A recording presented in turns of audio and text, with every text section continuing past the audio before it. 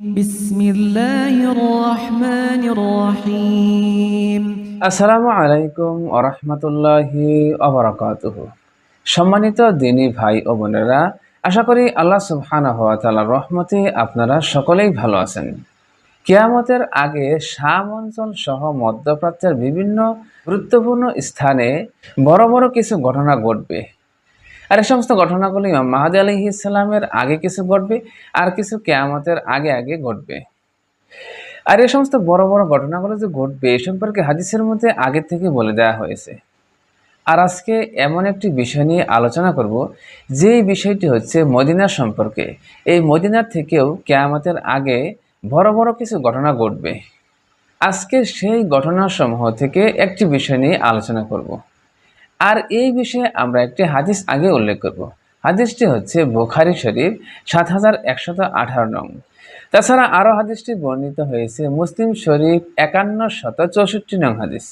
হযরত আবু হুরায়রা রাদিয়াল্লাহু তাআলা আনহু থেকে বর্ণিত, তিনি বলেন, রাসূল করিম সাল্লাল্লাহু আলাইহি ওয়াসাল্লাম বলেছেন, যতক্ষণ না হেজাজ অঞ্চল থেকে একটি আগুন জ্বলে উঠে বুস্টার উটগুলোর ঘাড়কে আলোকিত করে দিবে, ততক্ষণ পর্যন্ত কিয়ামত সংঘটিত হবে না। তাছাড়া এই হাদিসটি আল্লামা ইবনে কাসির রহমতুল্লাহ আলাই তার বিখ্যাত গ্রন্থ আল ফিতান অল মালাহিমের মধ্যেও অন্তর্ভুক্ত করেছেন।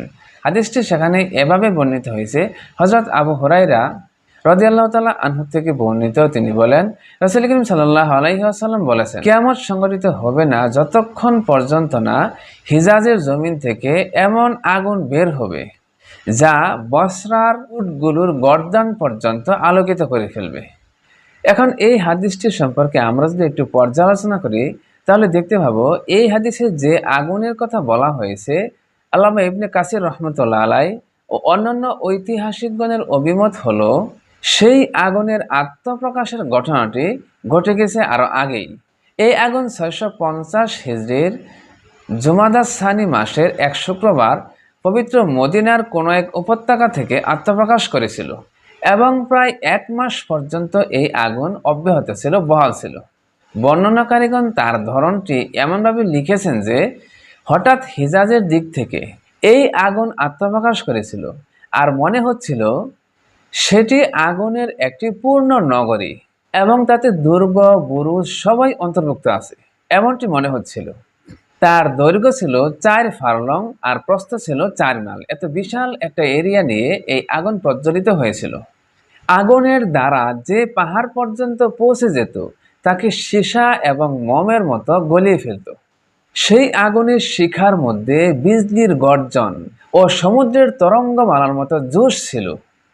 মনে হচ্ছিল সেই আগুনের মধ্য থেকে লাল এবং নীল বর্ণের সমুদ্র বেরিয়ে আসতেছে। উক্ত আগুন এভাবে মদিনা পর্যন্ত পৌঁছে গিয়েছিল। কিন্তু সেখানে আশ্চর্যের একটা বিষয় ছিল, তার মানে সেই আগুনের মধ্যে একটি মুজিজা ছিল। সেটা হলো তার শিখামালার দিক থেকে যেই বায়ুটি মদিনার দিকে আসছিল, সেই আগুনের শিখা ছিল শীতল, মানে উত্তপ্ত গরমের পরিবর্তে সেটা শীতল ছিল। আলেমগণ লিখেছেন যে সেই আগুনের গ্রাস এতটাই প্রবল ছিল যে মদিনার সব কিছু বন বাদারকে আলোকিত করে তুলেছিল।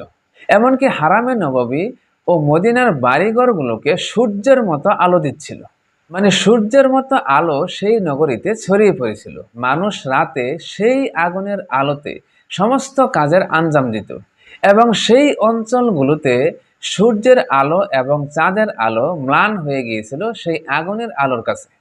আর মক্কার কিছু মানুষ সাক্ষ্য দিয়েছিল যে ওই সময় তারা ইয়ামামা ও বুসরায় অবস্থান করতেছিলেন, সেখান থেকেও তারা সেই আগুনকে প্রত্যক্ষ করেছিলেন। সেই আগুনের বিস্ময়কর বৈশিষ্ট্যগুলোর একটি এই ছিল যে এই আগুন পাথরকে পুড়িয়ে কয়লা বানিয়ে দিয়েছিল, কিন্তু গাছগাছালির উপর তার কোনো প্রভাব পড়ে নাই। বর্ণিত আছে বনে অনেক বড় একটা পাথর ছিল, যার অর্ধেক মদিনার হারামের সীমানার মধ্যে ছিল আর বাকি অর্ধেক ছিল হারামের বাইরে। আর আগুন হারামের বাইরে পাথরের যেই অংশটুকু ছিল সেই অংশটুকুকে পুড়িয়ে ছারখার করে দিয়েছিল, কয়লা বানিয়ে দিয়েছিল। কিন্তু হারামের ভিতরের যেই অর্ধেকটা অন্তর্ভুক্ত ছিল সেখানে পুরো পাথরটাই আস্ত ছিল, সেখানে পোড়ার কোনো চিহ্নই ছিল না। মানে অর্ধেকটা সম্পূর্ণ নিরাপদ ছিল আর বাকি অর্ধেকটা পুড়ে ছারখার হয়ে গিয়েছিল। তাছাড়া সেই আগুন সম্পর্কে বুসরার অধিবাসীরা সাক্ষ্য দিয়েছিল যে উক্ত রাতে হিজাজ থেকে আত্মপ্রকাশ করা আগুনের আলোতে বুসরার উটগুলোর ঘাড়গুলোকে আমরা আলোকময় দেখতে পেয়েছি। মানে উটের ঘাড়গুলো স্পষ্ট এই আগুনের আলোতে দেখা গিয়েছিল। তার মানে হাদিসের মধ্যে এটাই বলা হয়েছে, বুসরার উটগুলোর ঘাড়কে আলোকিত করে ফেলবে। তো এই সমস্ত ঘটনা থেকে আমরা বলতে পারি যে এই হেজাজ অঞ্চল থেকে, হেজাজ অঞ্চলের মধ্যে মদিনা এবং মক্কা অন্তর্ভুক্ত। আর এই হেজাজ অঞ্চল থেকে এই আগুন বেরিয়ে মদিনা পর্যন্ত পৌঁছে গিয়েছিল। আর হাদিসের মধ্যে আগুনের যে বৈশিষ্ট্যের কথা বলা হয়েছে তা প্রায় এই ঘটনার সাথে মিলে গিয়েছে। এই জন্য অধিকাংশ আলেম ওলামারা এই ঘটনাটি ঘটে গিয়েছে বলে সাক্ষ্য দেন। আর কিছু কিছু আলেম বলেন না, এই বিষয়টি এখনো ঘটে নাই, বরং সামনে এই বিষয়টি ঘটবে। তো প্রিয় দিনী ভাই ও বোনেরা, শেষ জামানার সম্পর্কে এ সমস্ত গুরুত্বপূর্ণ তথ্যগুলো জানতে আমাদের চ্যানেলটি সাবস্ক্রাইব করে অবশ্যই আপনারা পাশে থাকবেন। তো আজকের মতো এখানেই শেষ করলাম। সকলেই আল্লাহ সুবহানাহু ওয়া তাআলার রহমতে ভালো থাকবেন, সুস্থ থাকবেন। আসসালামু আলাইকুম ওয়া রাহমাতুল্লাহি ওয়া বারাকাতুহু।